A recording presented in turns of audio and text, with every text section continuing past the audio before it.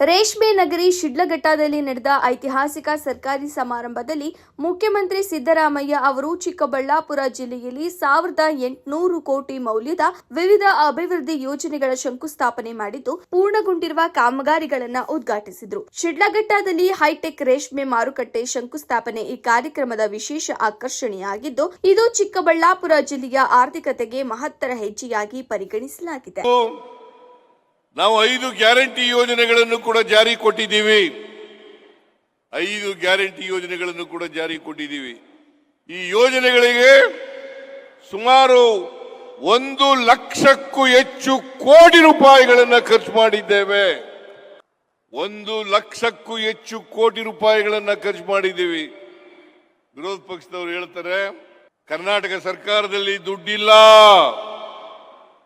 ಅಭಿವೃದ್ಧಿ ಕೆಲಸಗಳು ನಡೀತಾ ಇಲ್ಲ.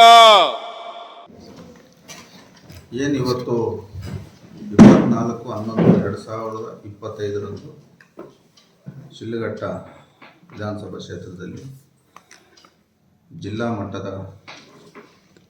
ರಾಜ್ಯ ಸರ್ಕಾರದ ಉದ್ಘಾಟನೆ ಮತ್ತು ಶಂಕುಸ್ಥಾಪನೆ ಕಾರ್ಯಕ್ರಮ ಇವತ್ತು ನಡೆದಿರತಕ್ಕಂಥ ವಿಚಾರವಾಗಿ ಈ ರಾಜ್ಯದ ಮಾನ್ಯ ಮುಖ್ಯಮಂತ್ರಿಗಳು ಮತ್ತು ಈ ರಾಜ್ಯದ ಉಪಮುಖ್ಯಮಂತ್ರಿಗಳು ಸುಮಾರು 17 ರಾಜ್ಯ ಮಟ್ಟದ ಇಲಾಖೆ ಸಚಿವರು ಇವತ್ತು ಕಾರ್ಯಕ್ರಮದಲ್ಲಿ ಭಾಗವಹಿಸಿ ಇವತ್ತು ಜಿಲ್ಲೆಯಲ್ಲಿ ಸುಮಾರು 2000 ಕೋಟಿ ಯೋಜನೆಗಳನ್ನು ಇವತ್ತು ಉದ್ಘಾಟನೆ ಮತ್ತು ಶಂಕುಸ್ಥಾಪನೆಯನ್ನು ಇವತ್ತು ನೆರವೇರಿಸಿದ್ದಾರೆ.